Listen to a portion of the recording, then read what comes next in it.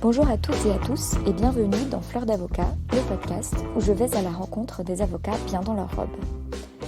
Je voudrais tout d'abord vous remercier pour l'accueil chaleureux que vous avez réservé à l'épisode d'introduction. J'étais un peu inquiète en cliquant sur le bouton partager sur LinkedIn et Facebook et vos messages de félicitations, d'encouragement et d'enthousiasme m'ont fait un bien fou.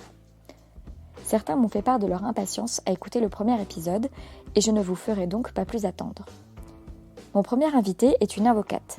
Elle s'appelle Valérie Collin, a prêté serment en 1991 et exerce à titre individuel à Paris. Valérie est généraliste avec des dominantes en droit immobilier et en droit de la famille. Lorsque j'ai échangé avec elle pour la première fois, elle s'est définie comme étant une avocate ayant fini par aimer son métier. Et c'est sur cette évolution que nous revenons ensemble dans Fleurs d'avocat. Je tiens d'ailleurs à remercier Élodie Gousseland pour la mise en relation. Valérie a eu la gentillesse de compter parmi mes premières interviewées et comme vous pourrez le constater, elle m'a grandement facilité la tâche en déroulant d'elle-même avec aisance son parcours et ses expériences. Je n'étais par contre pas encore tout à fait au point sur le fonctionnement de mes micro-cravates et il s'avère que le sien n'enregistrait pas. Alors, heureusement, Valérie a une diction impeccable ainsi qu'une belle voix claire qui porte et qui a été captée par mon micro, mais ceci explique toutefois pourquoi vous l'entendrez d'un peu loin. J'espère que cela ne gâchera pas trop votre écoute. N'hésitez pas à me dire ce que vous en avez pensé, ce qui vous a plu comme ce que vous avez moins aimé, s'il y a des sujets que vous auriez souhaité que j'aborde, que j'approfondisse ou au contraire que je survole plus. Je ferai de mon mieux pour les prendre en compte dans mes prochains enregistrements, c'est-à-dire à partir de l'épisode 5. Enfin, si vous avez aimé l'épisode, je vous invite à laisser un commentaire sur iTunes, saupoudrer d'étoiles, 5 si possible, et de semer plein de graines fertiles en parlant autour de vous, ça m'aide beaucoup. Vous pouvez également remercier Valérie et je laisse donc son email dans les notes de l'épisode. Je vous donne rendez-vous dès à présent la semaine prochaine pour le deuxième épisode de Fleurs d'avocat et vous souhaite une bonne écoute. Donc, bonjour Valérie Collin, merci beaucoup de venir vous présenter sur Fleurs d'avocat. Valérie Collin, vous êtes avocate depuis 1991, donc presque 28 ans, et votre particularité, c'est que vous êtes une avocate qui a fini par aimer son métier. C'est ça, c'est ça que je me définirais, oui. Aujourd'hui, vous exercez seule, Oui. vous êtes à votre compte, et vous êtes généraliste à dominante immobilier et droit de la famille. Oui. Exactement. Et j'aimerais donc que nous revenions ensemble sur votre parcours et comment vous avez fini par aimer votre métier, justement. Et je vous laisse donc me dire comment est-ce que vous avez commencé. Alors, d'abord, pourquoi je suis devenue avocat ? Ça, c'est un peu le mystère. J'ai fait des études de droit parce que j'avais un père qui était juriste, que depuis que j'étais toute petite, il disait à qui voulait l'entendre que sa fille unique ferait du droit comme son père. Et quand j'ai eu le bac, je ne me suis même pas posé de questions. Il n'y avait absolument rien d'autre n'était envisageable. Je suis allée m'inscrire en fac de droit. J'ai fait des études de droit qui m'ont pas passionnée plus que ça. Il y a des domaines du droit que j'ai aimés, d'autres que j'ai moins aimés. Un peu comme à l'école, selon la qualité du professeur. Et puis, quand il a fallu s'orienter vers une profession, là encore, mon père était assez directif, sans l'être exactement. Enfin, c'était quelque chose d'un peu complexe, c'est-à-dire qu'il avait des envies qu'il instillait chez moi, et donc il essayait de me convaincre à l'époque de devenir magistrat. Et il m'expliquait que le juge d'instruction est l'homme le plus puissant de France, que voilà la belle carrière qui pouvait s'offrir à moi. Voilà. Et moi j'avais très peur des examens, j'avais très peur des concours, alors encore plus des concours que des examens, et j'avais très peur des oraux. Je m'étais fait une idée très haute voilà, j'avais l'impression que devenir magistrat était quelque chose de très difficile, très au-dessus de mes capacités, et je n'ai donc jamais passé le concours d'entrée à l'École nationale de la magistrature. Mon père est décédé à peu près à ce moment-là, et ça a peut-être libéré quelque chose chez moi. Et j'ai une copine un jour qui me dit, mais tu vas pas continuer des études comme ça, tu vas pas faire de thèse, enfin sois un peu sérieuse, il faudra peut-être que tu trouves un travail. Et elle me dit, mais pourquoi tu passes pas l'examen pour devenir avocat? Donc j'ai passé cet examen. Et vous n'y avez jamais pensé avant? Non, alors j'y avais plus ou moins pensé parce que j'avais un de mes copains de fac qui lui rêvait depuis qu'il était tout petit de devenir avocat. Mais moi, je n'avais pas d'idée préconçue, je ne connaissais aucun avocat. Je n'avais aucune idée de ce que c'était qu'une profession libérale. Bon, oui, j'avais bien un médecin généraliste dans ma famille, mais pas d'avocat. Mon père était juriste, mais il était juriste dans l'administration. Voilà, donc toutes ces professions étaient inconnues pour moi. Et donc c'est cette amie qui, elle, était déjà avocat à l'époque, mais qui travaillait très très peu et qui poursuivait ses études, qui, elle, m'a convaincue de passer l'examen d'entrée au centre de formation des avocats. Et en 89, donc j'ai passé cet examen que j'ai réussi. Et je suis entrée en 90. Alors les dernières années de mes études, je travaillais en fait, je n'étais pas complètement paresseuse, je travaillais par ailleurs, j'étais pionne pour payer mes études. Et donc j'ai quitté l'éducation nationale et je suis rentrée au centre de formation des avocats où j'ai passé un an, puisqu'à l'époque c'était un an. Et j'ai découvert la profession d'avocat, qui était encore à l'époque une profession où il y avait encore beaucoup d'avocats de petits cabinets, beaucoup d'avocats de particuliers, c'était encore assez traditionnel. L'informatique n'était pas arrivée, on avait encore beaucoup de secrétaires dans les cabinets d'avocats, donc il y avait souvent une très bonne ambiance parce qu'il y avait des secrétaires, il y avait de la vie dans les cabinets d'avocats, on avait besoin des secrétaires, elles tapaient à la machine, elles faisaient des choses avec des carbones et des doubles, etc. Voilà. Et j'ai découvert le cabinet d'avocats comme ça pendant mes stages. Comme en dernier lieu, j'avais à l'université une formation de pénaliste, je me suis assez facilement orientée vers un cabinet pénaliste. Je n'ai eu à l'époque aucune difficulté à trouver une collaboration. Et donc j'ai intégré un petit cabinet pénaliste dont le patron était un vieil avocat. Il avait été le collaborateur de René Fleuriot, dont la photo était exposée sur le piano à queue de la salle d'attente. Les locaux étaient absolument somptueux, à l'angle de la rue de Rivoli et de la rue du Louvre. Enfin, c'était sublime. Et on se sentait comme ça gonflé d'importance, rien qu'à entrer dans ces magnifiques locaux. Et là, j'ai très rapidement déchanté, car autant j'avais été assez heureuse de mon stage en cabinet d'avocat, autant là, j'ai commencé à souffrir, puisque d'abord on travaillait beaucoup, on n'avait aucune liberté comme collaborateur d'avoir le moindre petit client personnel, parce que c'est vrai qu'on est un jeune avocat, on n'a pas beaucoup de clients, mais on a toujours bien le copain qui divorce ou qui veut nous envoyer sa cousine qui a un problème de prud'homme. Et là, elle s'était totalement exclue, en contradiction d'ailleurs avec évidemment le règlement du barreau de Paris. Ouais. Et voilà, et la discipline était rude, on nous demandait d'arriver tôt, on estimait qu'on devait travailler tard le soir. Donc tôt, tard, on est dans... Tôt, alors tôt, c'était, arriver après 9h, c'était quand même pas normal. Il fallait partir après le patron. Et le patron partait à le patron partait, lui il partait, je sais pas, à 20h, 19h30, 20h, mais souvent il avait quand même une propension à nous donner du travail le vendredi soir et à nous donner pour le lundi matin. Voilà. Je me souviens avoir fait énormément de démarches au palais, et le palais, quand on commence la profession, le palais de justice de l'île de la Cité, c'était et c'est toujours un vrai labyrinthe.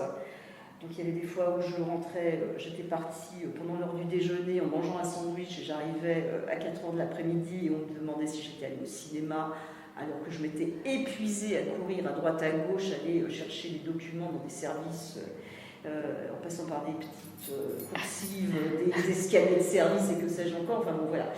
Donc, et il y avait une énorme, donc c'était mon patron était un pénaliste, il avait une associée qui faisait du droit de la famille et ils étaient extrêmement exigeants dans tous les domaines et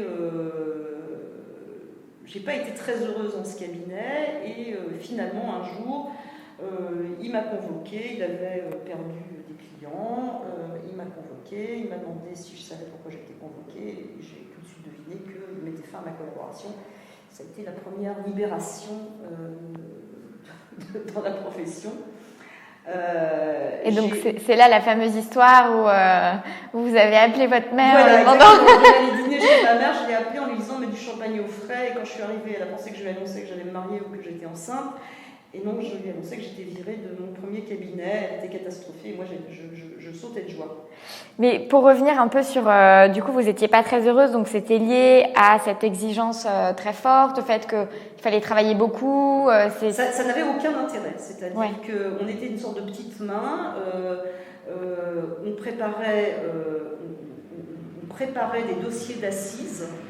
Moi, j'avais un patron qui plaidait aux assises, qui ne venait que pour plaider le dernier jour. Donc, on passait plusieurs jours aux assises. Alors, ça, c'était plutôt intéressant. On est un jeune avocat, on passe des journées entières aux assises. Mais on décortiquait par le menu les dossiers d'instruction. On cherchait les contradictions. Donc, il y avait énormément de travail, une énorme pression, parce que quand même, on avait l'impression de faire quelque chose d'important pour le client. Et puis, mais bon, c'était quand même assez ingrat. Et ensuite, il fallait courir les prisons. Alors, il fallait aller à Fleury-Mérogis, puis aller à Bois d'Arcy. Moi, je conduisais pas, j'avais pas de voiture, donc je prenais des trains, des bus avec une famille de prisonniers, etc. pour arriver dans des prisons où finalement j'apprenais que le client avait justement été transféré le matin même de la veille dans une autre prison. Enfin voilà, c'était absolument épuisant et ça n'avait aucun intérêt. Et surtout, ce que je découvrais, c'était que cette profession, elle n'a pas beaucoup d'intérêt intellectuel. Et bon, je pense que les pénalistes sauteraient au plafond s'ils m'entendaient dire ça. Mais je trouve que voilà, ça n'a pas beaucoup d'intérêt. Le droit pénal n'a pas beaucoup d'intérêt intellectuel. Donc j'étais pas heureuse et j'avais un patron très, très exigeant. Et c'est vrai qu'il était capable de faire les 100 pas dans le bureau en attendant que je termine un travail. J'étais une jeune avocate, j'étais pas très efficace et ça me mettait dans un état de stress inouï. Et quand je suis partie de ce cabinet, j'avais les mains rongées d'eczéma, ce qui ne m'était jamais arrivé et ce qui n'est plus jamais arrivé de toute ma carrière professionnelle. C'est fou ce stress. Donc j'avais toujours peur d'oublier une audience, et je n'étais pas du tout préparée. Ils m'envoyaient plaider des dossiers, alors des petits dossiers, mais auxquels ils ne me préparaient pas du tout.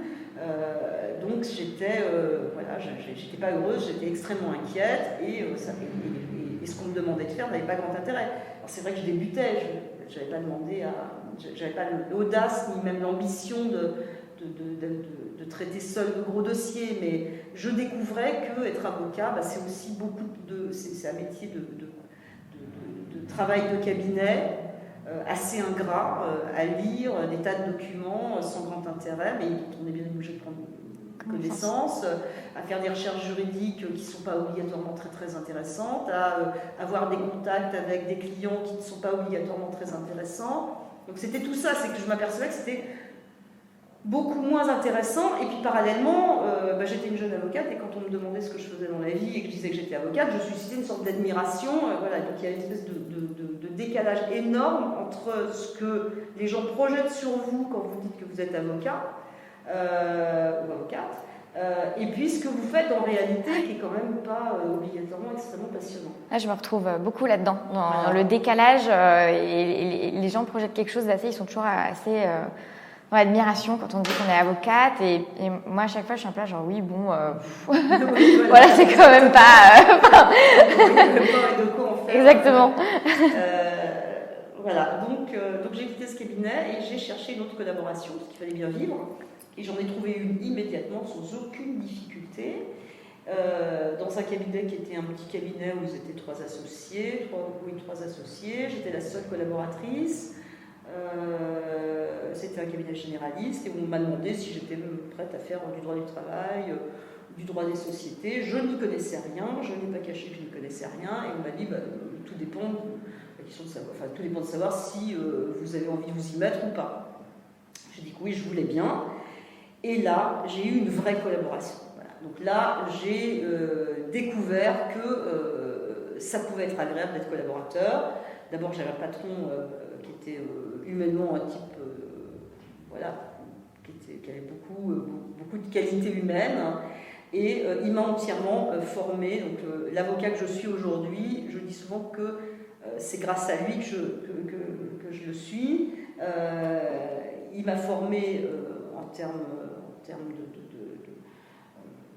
voilà, il m'a donné des compétences, il m'a donné de la confiance en soi, il m'a donné une espèce de respect des règles déontologiques. Moi, je suis extrêmement respectueuse des règles déontologiques et je peux être extrêmement mauvaise avec des confrères quand je pense qu'ils ne sont pas aussi respectueux que moi.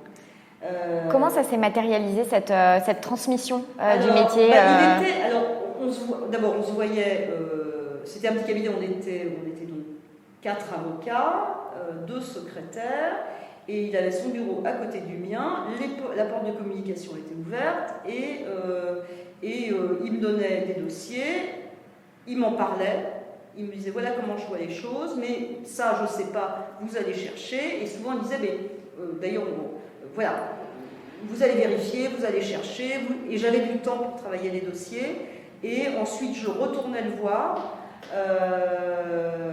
on échangeait sur le dossier, sur ce qu'on allait faire, je préparais des projets, l'assignation de conclusion, n'importe quoi, et puis il le relisait, et puis bon, évidemment au fur et à mesure des années, parce que toute cette collaboration a duré 11 ans, évidemment, les dernières années, il ne relisait absolument plus ce que je faisais, il avait une confiance absolue, il signait et les choses partaient. Quand il avait un empêchement, je recevais ses clients à sa place, je faisais la permanence d'été pendant qu'il était en vacances, donc voilà.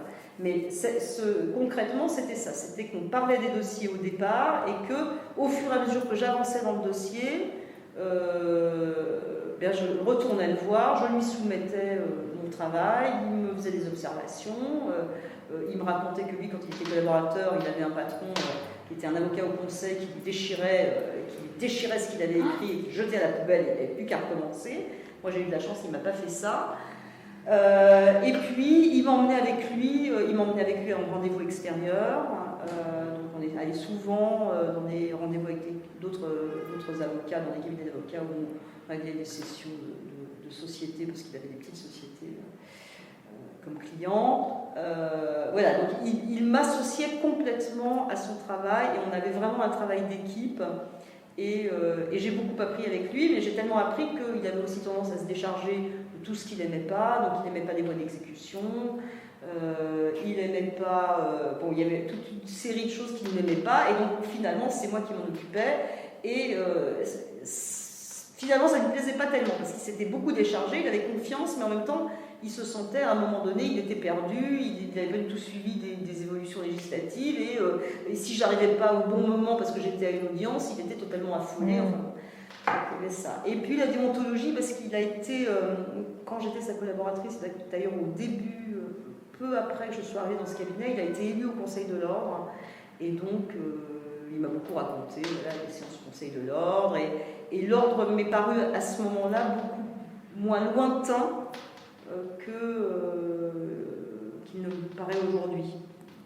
Et c'est intéressant ça, cette différence. Est-ce que c'est à l'époque parce que justement vous aviez quelqu'un élu au Conseil de l'Ordre auprès de vous, oui. Ou est-ce que c'est aussi la manière de toute façon dont l'Ordre fonctionne aujourd'hui qui aurait changé par rapport à l'Ordre ? Je ne pense pas que c'est fondamentalement changé. D'accord. Je ne sais pas, mais maintenant quand on doit élire les membres du Conseil de l'Ordre, moi je ne les connais plus. Voilà, et à l'époque, quand il y avait des élections et que j'étais dans ce cabinet, comme c'était des gens qui avaient déjà la cinquantaine et qui étaient investis dans les fonctions ordinales, parce que quand on a été membre du Conseil de l'Ordre, après on peut être rapporteur, on peut être en charge du service de déontologie, de l'accès au droit, etc. Donc ils avaient un pied à l'Ordre, et du coup l'Ordre était quelque chose pour moi de moins lointain. Voilà, je savais ce qui s'y passait de façon très vague et pas précise évidemment, parce que moi-même je n'ai jamais eu de fonction, mais j'ai appris à ne pas avoir peur de l'Ordre, c'est-à-dire que ça m'est arrivé de saisir l'Ordre sur des questions déontologiques contre des confrères dont j'estimais qu'ils avaient un peu dépassé les bornes, et à chaque fois d'ailleurs, on m'a donné gain de cause, ça n'a rien à voir avec le fait que mon patron n'était ou pas. Non, je ne pense pas, j'étais une petite avocate, voilà. Voilà, donc tout ça, ça a été une expérience extrêmement enrichissante. Mais bon, il y a un moment où on atteint un âge où c'est difficile d'être collaborateur parce que, pour deux raisons, c'est que d'un côté, on a acquis beaucoup de connaissances et qu'on n'a plus tellement besoin d'être formé, du moins par quelqu'un qui exerce la même profession que soi. Et de l'autre, on commence à avoir de la clientèle personnelle parce qu'évidemment, moi j'avais un patron qui certes me parlait de temps à autre de m'associer, mais tout en me disant mais c'est pas une bonne idée d'associer des collaborateurs parce qu'il en reste toujours quelque chose, il reste toujours des collaborateurs et les patrons restent toujours des patrons, donc la relation elle n'est pas saine, on n'est pas sur un pied d'égalité. Donc moi j'ai développé peu à peu un peu de clientèle, pas énormément, pas suffisamment pour m'installer, mais en même temps trop pour rester collaboratrice. J'ai changé de cabinet, lui, comme beaucoup d'avocats, c'est beaucoup associé, puis c'est beaucoup engueulé et désassocié, voilà. Donc, et à un moment donné, j'ai quitté ce cabinet pour rejoindre des gens avec qui il avait travaillé dans une nouvelle collaboration où je pensais que j'aurais moins de travail et que je serais mieux payée. Bon, en fait, ça a été assez catastrophique. Pourquoi catastrophique ? Pas catastrophique, parce qu'en fait, ni mes nouveaux patrons ni moi n'avons trouvé ce qu'on attendait. C'est-à-dire que mes nouveaux patrons pensaient que j'allais être la super collaboratrice que j'étais auparavant auprès de cet avocat qui m'a formée. Mais bon, voilà, une relation avec un ne se transpose pas avec quelqu'un d'autre comme ça. Même ça n'existe pas. Vous êtes d'une façon avec l'un, vous ne serez pas de la même façon avec l'autre. Et eux-mêmes avaient des façons de fonctionner avec leurs collaborateurs dont je n'avais pas l'habitude, où il y avait beaucoup de contrôle. Quand je rentrais d'audience, il fallait que j'explique comment s'était passée l'audience, si le président avait hoché la tête, quelles observations il avait faites. Et moi, je n'avais pas l'habitude de faire ça, et je rentrais vite dans mon bureau et je m'occupais de ma clientèle personnelle. Donc ça n'a pas duré très longtemps. Et un jour, le contrôle, cette ambiance-là, ça se matérialisait comment, autre que le rapport des audiences, par exemple ? Voilà, c'est-à-dire que on m'a rapidement fait comprendre qu'on n'était pas très content de mon fonctionnement. C'est-à-dire, je pense que j'étais quelqu'un de trop indépendant parce que j'avais pris l'habitude de cette indépendance. Donc moi, je traitais les dossiers qu'on me donnait à traiter, donc je faisais des conclusions, je faisais des courriers et surtout je plaidais comme on me le demandait. Mais comme je ne venais pas, j'allais dire, au rapport en rentrant d'audience et que je retournais dans mon bureau, eux étaient frustrés parce qu'eux, ils avaient l'habitude d'avoir des collaborateurs qui venaient leur expliquer ce qui s'était passé à l'audience et moi, je n'avais pas l'habitude, je crois que ça n'avait aucun intérêt. Et voilà, donc ils avaient l'impression que je n'étais pas suffisamment investie et moi j'avais l'impression d'être, voilà, il faut toujours que je vienne, que j'explique, ils ont dit ça, le président a dit ceci, l'adversaire a fait remarquer que, mais moi j'ai répliqué que je vienne relater l'audience dans ses moindres détails, bon, alors que je pense que les audiences n'ont pas énormément d'importance, que c'est le dossier qui compte et pas l'audience, donc voilà, donc je pense qu'ils n'étaient pas satisfaits, moi non plus, et donc un jour on a fini d'ailleurs par se dire ça. L'un de mes nouveaux patrons m'a dit que c'est pas qu'il était insatisfait, mais qu'il n'était pas satisfait non plus.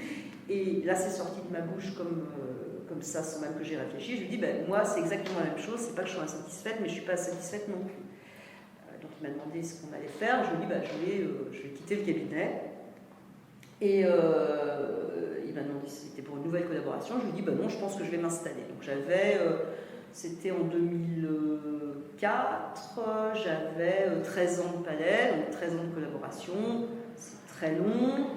J'avais toujours eu peur de m'installer parce que j'avais peur de ne pas avoir de clientèle suffisante. J'avais toujours un peu espéré une association dans mes cabinets successifs. Ça, c'est pas fait. Et donc, j'ai cherché un bureau à sous-louer. Et puis, j'ai trouvé un bureau à sous-louer dans le cabinet où travaillait une de mes vieilles copines. Et voilà, j'y ai passé 11 ans comme sous-locataire, entièrement, je ne sais pas quel terme utiliser, mais voilà, j'étais seule, complètement indépendante, seule, et je n'avais plus de compte à rendre à quiconque, hormis à mes clients. Alors ça a été une période où j'ai eu un peu l'impression, à ce moment-là, une fois que j'ai pris cette décision, que je l'ai énoncée, je n'avais pas vraiment réfléchi et j'avais un peu l'impression le soir d'être assise au bord du rebord de la fenêtre et de me jeter dans le vide, quoi. En me disant, j'espère que ça va aller. La trouille, c'était évidemment, est-ce que je vais avoir suffisamment de clients? Est-ce que je vais avoir suffisamment de dossiers? Est-ce que je vais gagner suffisamment ma vie? Je n'ai pas, d'ambition de devenir riche par cette profession, mais est-ce que je vais simplement réussir à vivre de ma profession? Parce qu'on sait que c'est difficile. Hein. Il y a plein d'avocats qui arrêtent pour aller faire autre chose. Voilà, donc ça c'était ma grande inquiétude. Et en même temps, tout d'un coup, un sentiment de liberté, de me dire, voilà, si j'ai envie d'arriver à 10h du matin au bureau, ça me regarde. Si j'ai envie d'y travailler plus tard le soir, ça me regarde.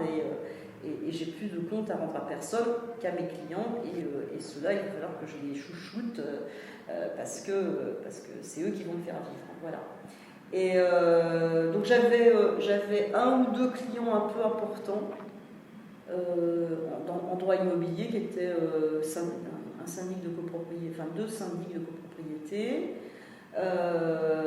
Et puis j'avais des particuliers. Donc voilà, donc ça a très très bien roulé jusqu'à ce que je m'engueule vraiment avec l'un d'eux.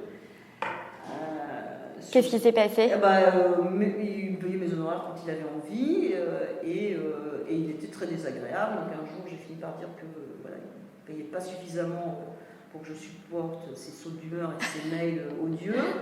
Et du coup là, ce client-là a eu une attitude assez terrible, alors que j'avais l'impression d'avoir des relations à peu près correctes avec lui, même s'il me payait quand il le souhaitait, plus que quand il me le devait.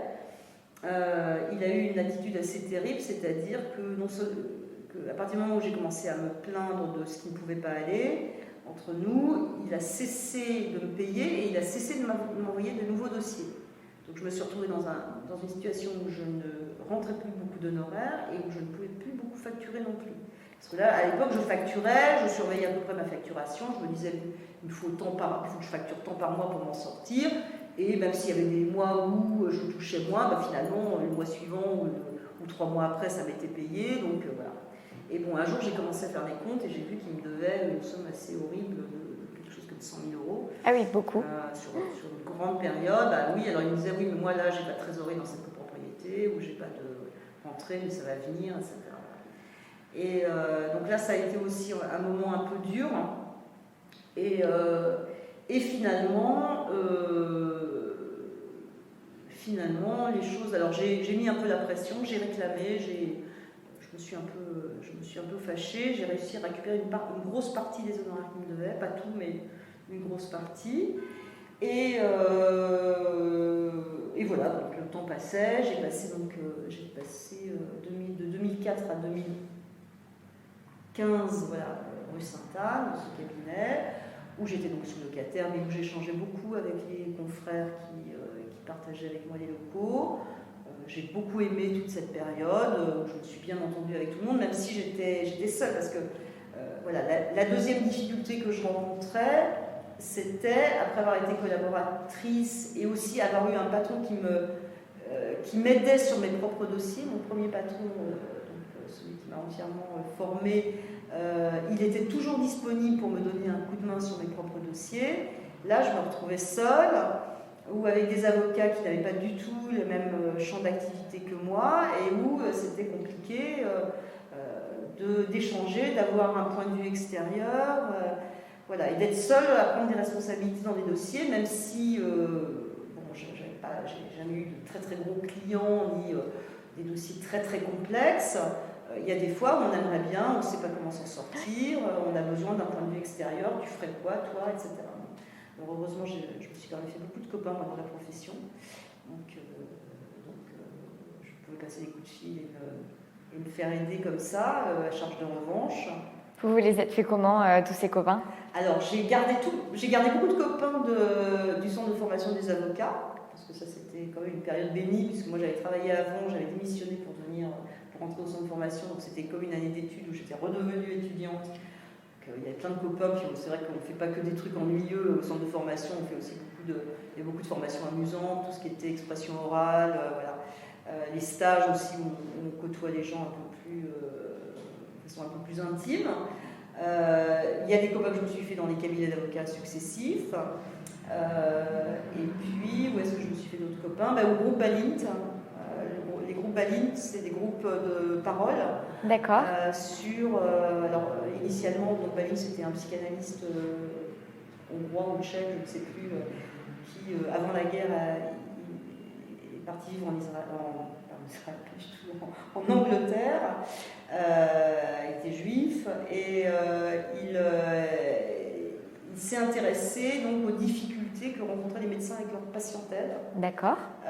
Pourquoi les patients à qui on prescrit un traitement ne le suivent pas, voilà. Et les difficultés qu'avaient les médecins à faire face aux problèmes de leurs patients, à la mort, à la maladie, etc. Et donc il a créé une méthode d'inspiration psychanalytique par laquelle des professionnels d'une même profession se réunissent et échangent autour d'un cas qui est exposé par l'un des membres du groupe. Et ça, les groupes Balint, ça existe toujours chez les médecins en France, dans toutes les professions qui travaillent avec l'humain. Et depuis un certain nombre d'années, ça n'a pas beaucoup de succès chez les avocats, mais ça existe. Et donc, j'ai participé à des groupes Balint où, sous le contrôle d'une psychanalyste, on exposait sur une durée de 2 heures un cas et les autres réagissaient. Et alors, il n'était pas question de technique, on n'était pas là pour savoir si on aurait mieux fait de faire telle procédure, un référé ou une procédure au fond. Ça n'a rien de juridique, même si on est amené à donner des explications juridiques, mais plutôt sur les difficultés, qu'on prend compte pourquoi on n'arrive pas à travailler ce dossier, pourquoi ce dossier dort depuis 3 mois sur le bureau, pourquoi on ne supporte pas tel client, pourquoi on n'arrive pas à demander de l'argent, parce qu'il y a toujours les mêmes problématiques chez les avocats, demander de l'argent, supporter le client, il y a des clients difficiles, comment trouver un mode de fonctionnement avec les clients, avec les confrères, avec les magistrats. Bon, voilà, donc ça m'a beaucoup appris. Je me suis fait beaucoup de copains dans ces groupes.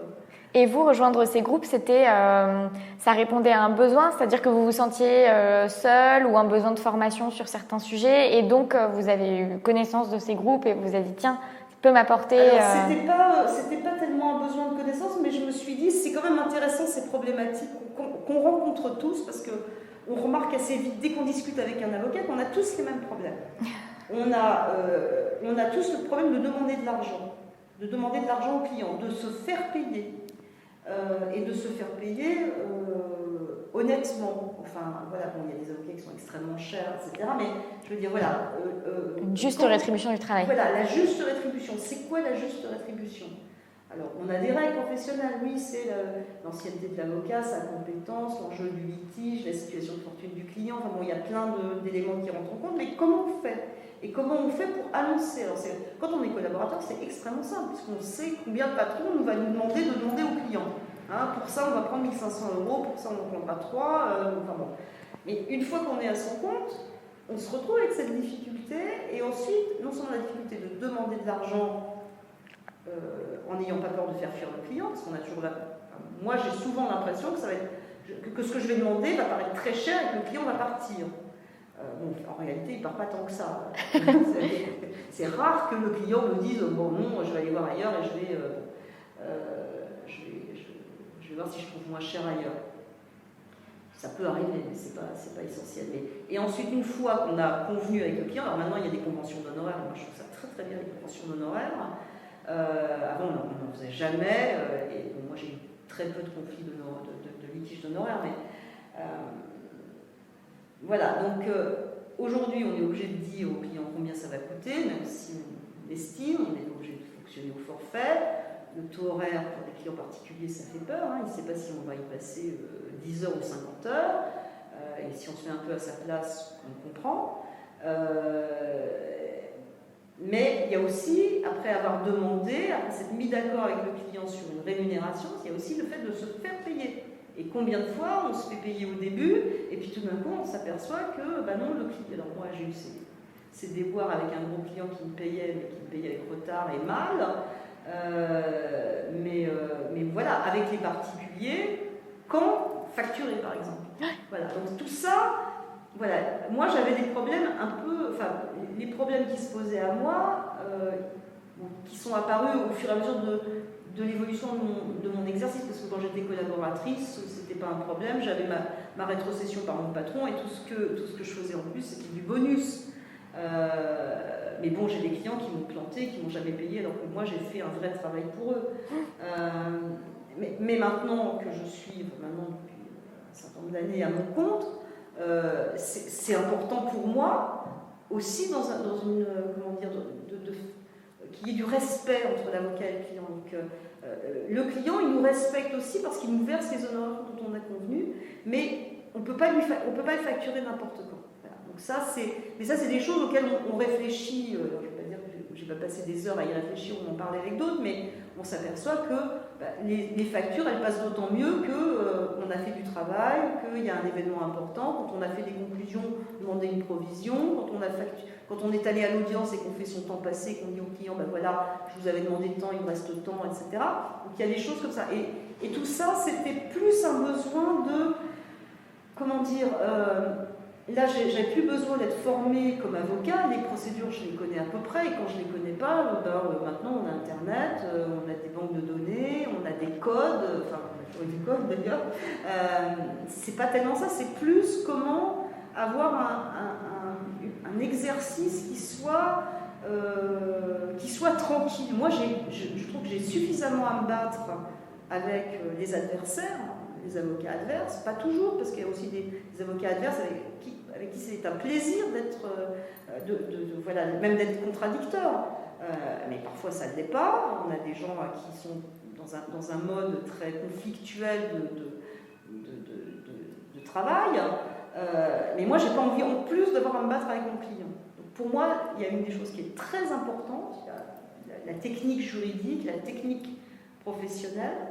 Mais surtout avoir une bonne relation avec le client pour pas avoir à gérer voilà, que le conflit avec le client, les difficultés relationnelles, le recouvrement des honoraires, enfin bon, tout ça est extrêmement pénible. Et ça, c'est parce que j'ai été, c'est à partir du moment où je me suis installée que je me suis intéressée. Mais pas, enfin, voilà, c'est pas une réflexion tout d'un coup que j'ai eue. C'est peu à peu, ça s'est imposé. Comment faire pour que ça se passe le mieux possible avec le client. Et moi, souvent, je me mets à sa place. Enfin, j'essaie de me mettre à sa place en me disant, bon, le travail d'un avocat, c'est cher, on ne sait pas combien ça va coûter, c'est extrêmement aléatoire. Enfin bon, il a quand même un peu raison d'avoir à se méfier. Et puis aussi, ça on connaît tous, on a aussi tous les copains ou les clients qui viennent nous raconter les grosses mésaventures qu'ils ont eues avec des avocats. Et on n'a pas envie que ça se passe comme ça. On peut faire des âneries. Alors moi, souvent, ce que je dis aux clients aussi, c'est que les âneries, ça existe. Moi, j'ai fait une grosse ânerie quand j'étais collaboratrice.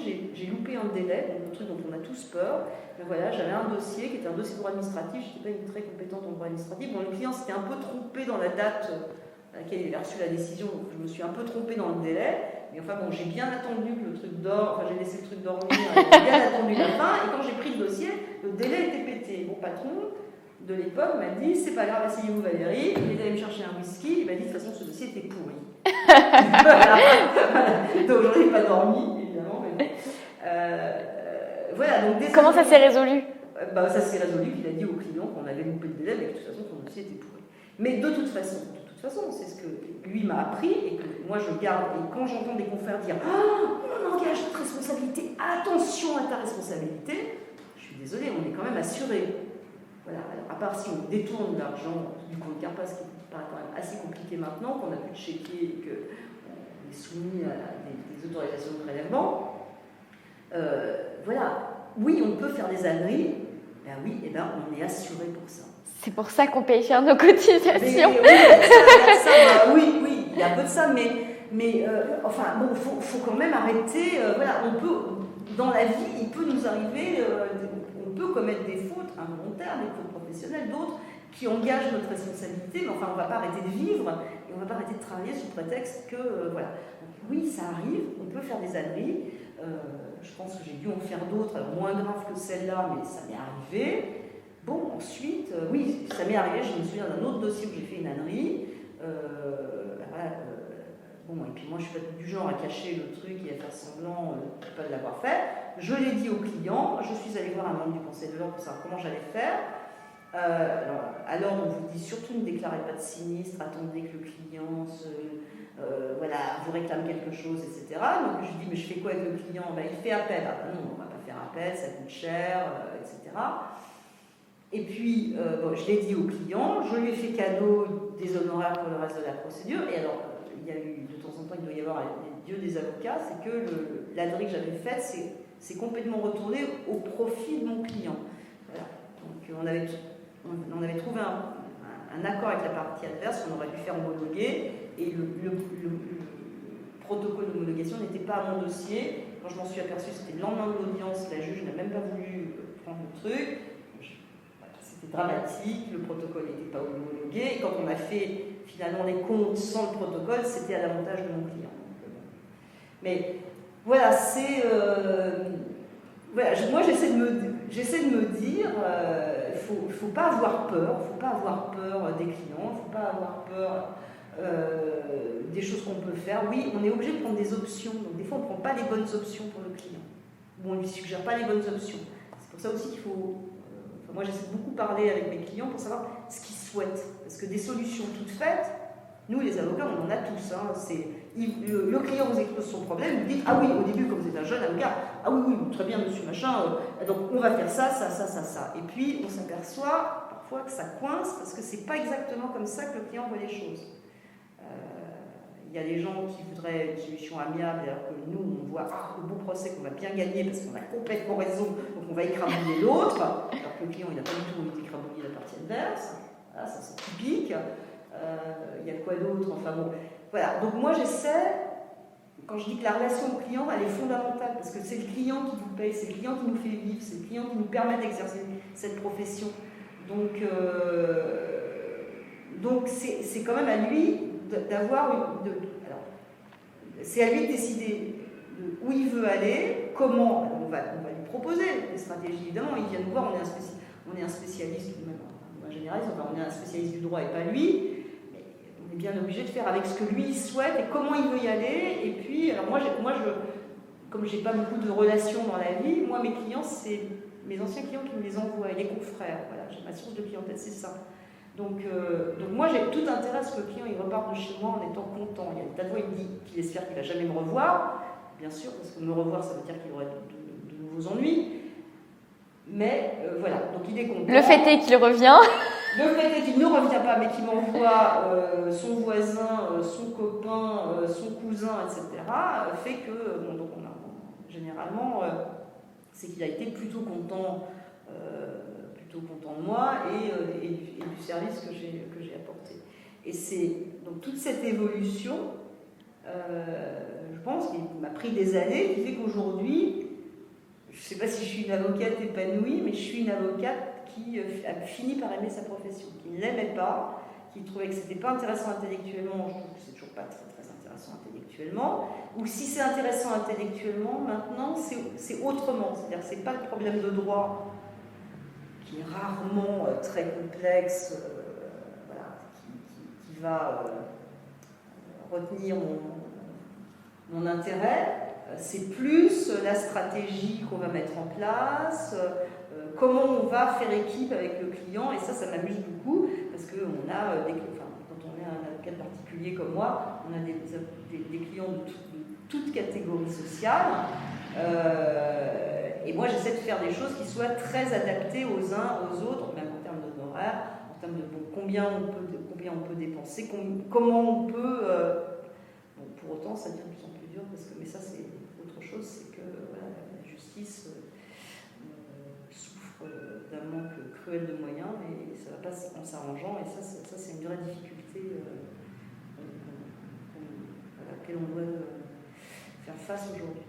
Donc vraiment un épanouissement qui passe par la relation avec le client et cet accompagnement, en fait, se mettre au service oui, parce que je trouve que ça a un sens, ça a un sens. j'aurais pu être une avocate qui faisait des mémoires chez un avocat à la Cour de cassation. Je pense que j'y aurais peut-être trouvé peut-être plus d'intérêt intellectuel, quoique. Mais je trouve que ça a un sens d'accompagner les clients dans des moments de difficulté. C'est très différent, mais quand on est des avocats particuliers, on a des gens qui viennent avec leurs souffrances, avec leurs difficultés. Leurs souffrances, on est en matière familiale, leurs difficultés financières. Voilà. Donc, et ça donne un sens quand même. Ça a un sens que de s'occuper d'autrui. Et il y a un dossier en particulier dont vous retenez une fierté vraiment par rapport à ce que vous avez obtenu pour un client? Alors, assez curieusement, je me souviens assez bien des clients, mais quand j'archive les dossiers, parfois je regarde des dossiers, je n'en garde pas beaucoup de souvenirs. Non, je pourrais dire aujourd'hui, dans les dossiers, oui, j'ai un client par exemple qui est venu me voir en m'expliquant, et c'est assez douloureux pour lui, et c'est pas juste une question d'argent, il a été totalement déshérité par son père au profit de son frère. En plus, son père est parti à l'étranger, dans un pays où la réserve héréditaire n'existe pas. Et on est parti dans une procédure en annulation d'une donation, puisque l'un des derniers biens que son père avait en France a été donné à son frère aîné. Donc c'est pas juste une question d'argent, c'est que c'est très douloureux pour quelqu'un d'être entièrement déshérité au profit d'un autre enfant. C'est quelque chose d'épouvantable. Et on est parti dans cette procédure où je lui ai expliqué que même si on arrivait au bout de la procédure, le dossier n'était pas très bon parce qu'on arriverait au bout de la procédure, on ferait annuler la donation, mais vu l'âge du père, ça tomberait dans sa succession et qu'il était fort pas parier que dans le pays où il avait atterri, il allait faire un testament au profit du frère et qu'on aurait fait tout ça pour rien. Et en fait, donc là c'est un dossier qui est en cours actuellement, et en fait j'étais le deuxième avocat. Le client était assez méfiant à mon égard. Voilà. Bon, alors, de temps en temps, je lui ai dit des choses qui étaient des choses de pur droit. Donc il m'a dit: ah, mais c'est bizarre, parce que mon précédent avocat ne me l'a pas dit. Je ne sais pas pourquoi, mais le fait est que c'est comme ça. Et dans ce dossier, j'ai joué un peu les chiens de chasse. Donc je suis allée, j'ai cherché, le père avait fait l'objet d'un début de procédure de tutelle avant de partir à l'étranger. J'ai réussi à obtenir une partie du dossier. Il y avait une procédure qui avait été engagée sur un abus de faiblesse. Je suis allée au parquet, j'ai consulté le dossier, j'ai trouvé des pépites, voilà. Et peu à peu, voilà. Et maintenant, j'ai un correspondant à l'étranger qui est en train de contester. Il y a effectivement un testament. J'ai dû apprendre à mon client que son père était mort il y a 2 ans. Donc ça, c'est aussi une chose très curieuse, c'est que moi, je n'ai jamais annoncé le décès de qui que ce soit à qui que ce soit, et que là, que ce soit moi qui annonce à mon client que son père est mort il y a 2 ans, ça a été un moment assez difficile. Je ne l'ai pas fait tout de suite, j'ai attendu quelques jours, j'ai réfléchi, je me suis dit on va attendre que le nouvel an soit passé, parce que c'était à peu près à cette période, en fin de l'année. Voilà, donc, donc dans ce dossier, j'ai joué les chiens de chasse, et peu à peu je trouve des trucs, et mon dossier, bon, je touche du bois, mais ce dossier, il a pris un envol que je ne soupçonnais pas au départ. Voilà. Et le client est absolument content, et voilà, ça c'est vraiment, voilà, ça fait partie des grandes satisfactions, c'est qu'on se dit, on gratte, alors c'est pas du travail d'avocat, enfin c'est un peu du travail d'avocat, mais c'est pas juste du travail d'avocat, et on voit comment on peut faire basculer un dossier, ça c'est extrêmement gratifiant. Voilà. Et est-ce que vous vous faites aider, avec d'autres confrères? Est-ce qu'il y a un moment où vous avez envisagé d'avoir un collaborateur, par exemple? Alors, pas de collaborateur parce que... oui et non. J'ai pas de collaborateur ni collaboratrice jusqu'ici, mais il y a des moments où je pense que ce serait quand même bien que je me décide. Ce qui me fait encore un peu peur, c'est un collaborateur... on doit lui donner un bureau, on doit lui mettre à disposition un bureau, et on doit le payer normalement. Et donc tout ça coûte beaucoup d'argent. On est à Paris, les locaux c'est très cher, donc c'est un peu compliqué pour moi. Mais alors moi je me suis associée récemment, au 1er janvier, avec d'autres avocats qui n'exercent pas dans le même locaux que moi. On est en harpie, c'est parfaitement légal, c'est pas banal, mais ça existe. Et donc, on travaille quand on a des dossiers sur lesquels on est plusieurs à travailler. D'accord. Voilà. On a des compétences assez différentes et on peut être amené à intervenir à plusieurs.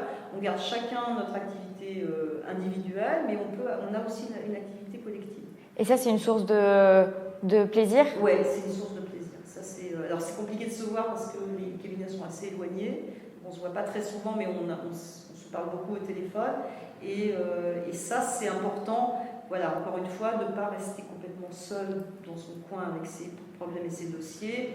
On a besoin d'échanger ou sur les difficultés qu'on rencontre ou sur quand on a un coup au moral comme j'en ai eu un hier parce que j'avais cette mauvaise décision. J'étais bien contente d'avoir une de mes associées et copines qui m'appelle pour complètement autre chose et à qui je lui dis oh là là j'en ai ras-le-bol. Elle me dit moi c'était comme ça il y a 3 mois mais t'inquiète pas ça va aller. Et voilà, on reprend courage et on se dit bon, on est abattu, mais c'est comme dans la vie, souvent on est abattu et puis on prend le temps d'accepter la défaite ou le désagrément et puis le lendemain on repart. Avec le sourire. Oui, on essaye d'être souriante.